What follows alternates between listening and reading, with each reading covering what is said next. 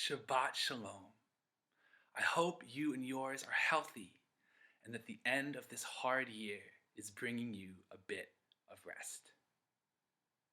The opening words of this week's Parsha are among the most evocative stage directions ever written. Vayigash elav Yehuda, and Yehuda, Judah, came close to him. What must it have been like to be Yehuda? If we read anew the story of Joseph and his brothers and strip away the feeling of a story we risk knowing too well, if we envision it happening right here and right now, how must it have felt in this moment to be Yehuda? He and his brothers have come to Egypt, the most powerful country of his known world, the only country amid the famine that still has food because of its brilliant viceroy supervising and controlling its reserves of food. And this ruler has given Yehuda and his brothers food. And then this ruler's silver goblet turned up in the youngest brother's sack. And now this ruler is going to enslave this youngest brother. Benjamin, the last remaining favored son of their father's favored wife. The brother of whom this ruler warned, inexplicably, don't come back to Egypt unless you come with him. The brother of whom their father Jacob warned, if you come back home without him, you will bring down my gray head in sorrow to the netherworld. But if they had not gone to Egypt, Yehuda knows exactly what would have happened then, as he said in his pitch to their father, "Send the boy with me, and let us rise and go, that we may live and not die, both us and you and our little ones. I myself will be collateral. From my hand shall you seek him. If I do not bring him back to you and present him before you, I will bear the wrong to you for all time." Now this ruler's voice carves the air, the force in his Egyptian needing no translation, and the interpreter states, "The man in whose hand the goblet was found, he shall become my slave. And you go up in peace to your father." Yehuda must have felt that ice in his lungs we feel when we learn something that changes everything, and now family members' futures and lives are at stake. He must have felt that whirlwind in his chest we feel when we have one moment to decide. Maybe he found his feet stepping forward before his mind was ready, because his whole being knew this was no time to wait. And at that moment, Vayigash elav Yehuda, and Yehuda came close to him. This imposing alien ruler, with his Egyptian-style close-shaven head and silver goblet, who in an instant could have Yehuda killed. But if Yehuda does not even try to draw close, then their father may indeed die of grief. Benjamin could die in slavery. This ruler could forbid the brothers to return, and they all could die in the famine. So someone has to try. Someone has to start. Someone has to talk to this man.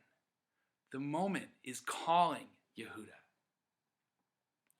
So Yehuda comes close to him and starts by saying exactly what he means, which is not always how Yehuda has operated. But if ever there were a moment to speak from the heart, now is it. "Please, my Lord, let your servant speak a word in my Lord's ears, and let not your anger blaze against your servant."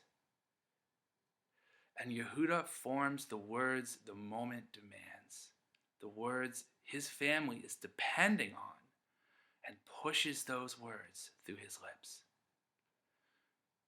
Let your servant pray, stay in place of the boy as a slave to my Lord. And let the boy go up with his brothers. For how can I go up to my father if the boy is not with me? Let me not see the ruin that would overtake my father. And there Yehuda stands close to this man and waits. Maybe less than a minute, maybe seconds, but for Yehuda, an eternity. The eternity after you come close, when you wait to see what the other person will do. Yehuda knows a bit about coming close. He grew up in a family with several stories about what can happen when you come close. He had a great-grandfather who once even drew close to God with, of all things, a challenge to stop a plan to destroy an entire city. Vayigash Avraham, and Abraham drew close, the same word in the Hebrew. And he said, "Will you truly destroy the innocent with the guilty? Far be it from you. Shall not the judge of all the earth do justice?" When you come close with sincerity and intimacy and all their potency, you can express what you believe is right and true, and you can reach someone, even the judge of all the earth. Yehuda's father and grandfather, too, had one particular moment when they drew close, but not like Abraham's moment. This one turned out to be very different. Vayomer Yitzchak el Yaakov, Gesha na. And Isaac said to Jacob, "Please, come close, Gesha," the same root word, "that I may feel you, my son, whether you are my son Esau or not." Vayigash Yaakov el Yitzchak aviv. And Jacob came close to Isaac, his father. The root word of Vayigash appears 6 times in the story of Yaakov stealing his brother's blessing from their father. When you come close, you have all the trust and opportunity of Avraham reaching God about truth and what is right, but you can use that power to deceive, to manipulate, to wound, to extract from a person what you want.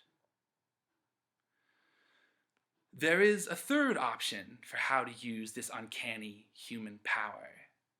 You can come close to reach someone in candor, as Avraham did. You can come close to deceive someone, as Yaakov did. Or you can simply not come close at all. And this option is the one Yehuda has chosen for most of his life. Ever since the day Yehuda proposed to his brothers that they take Joseph, and sell him into slavery, the brothers scarcely ever talk about it again. Their father mentions it again. He never forgets. He is now mournful, barely recognizable as the wrestler he once was. Yet none of the brothers ever says to their father, "I have to tell you something." None of the brothers says to each other, "We have got to tell him." What happens instead? Vayered Yehuda me'etz echav, and Yehuda went down from his brothers. He moves away. He starts a new life with its own twists and turns. For years, the narrative has no reported speech, no speech worth reporting, among Yehuda and his brothers and their father. No one does any Vayigash for a long time. What is the cost of failing to come close in candor? There are 2 kinds. One is interpersonal, the harm to another person, and in its own way, the effects of living with the knowledge of having harmed another person. The towering rabbi and commentator Rashi of 11th century France zeroed in on the meaning of the specific word vayered and Yehuda went down from his brothers, not only geographically. Rashi writes, his brothers brought him down from his great stature when they saw the distress of their father. Yehuda's brothers never look at him the same way again. The second cost of failing to come close in candor is that it makes it impossible to deal with problems. This family faces a problem of utmost desperation, a famine throughout the land. Because no one person is stepping up to Vayigash, the entire family might starve. Jewish tradition teaches us that what is true of a family can also be true of a nation. Because what is a nation but an enormous extended family living together in one place with one future and one set of decisions? Hence this week's Haftarah from the prophet Ezekiel, in which God uses the names of Yehuda and Yosef as symbols for the split southern and northern kingdoms of ancient Israel. Thus said the Lord, I will make them one nation in the land, and no more shall they be split. This vision was urgent in the days of the prophets, and it is urgent now. We have been living through years coming from the highest levels of power of an assault on American Vayigash. We have been told that those who look different, or speak, or think, or pray differently are enemies. So do not come close, certainly not in candor or kindness. If anything, approach only for deceit, venomous words, cruel deeds, even fatal deeds. Meanwhile, COVID-19 is our modern famine throughout our land and our world. If we are going to solve it and transcend it, we must Vayigash. There is a painful irony here. COVID requires us precisely not to come close physically, but in intangible ways. It is imperative as never before that we be able to draw close to each other and talk to each other and reason with each other and use what we know and the tools we have in mutual responsibility and teamwork, in candor and respect and love. So there Yehuda stands close to this man and waits. Will this man scream at him, order him and his brothers out?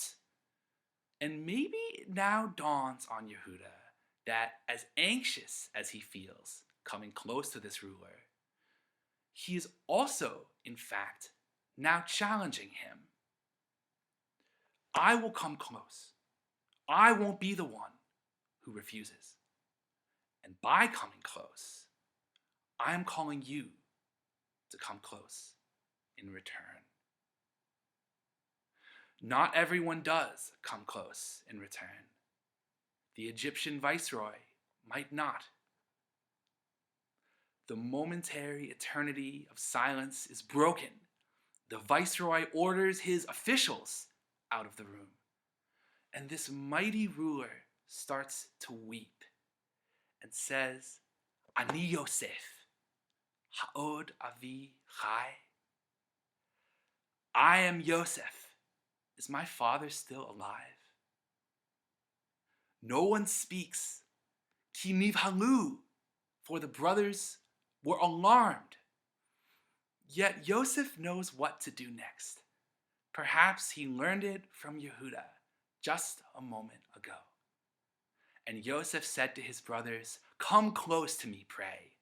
Geshu na elai. And they came close. Vayigashu. Problems are stubborn things. The 7-year famine still has 5 years to go. But this is how the family will make it through.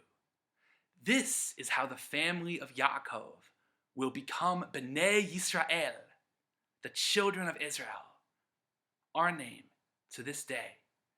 And this is what we must do. We must come close amid our time that desperately calls for it. We must strive each day, sometimes falling short, and then we must strive anew to live out Vayigash and come close. Shabbat Shalom. I wish you and yours a new year ahead with more and more closeness, health, and joy.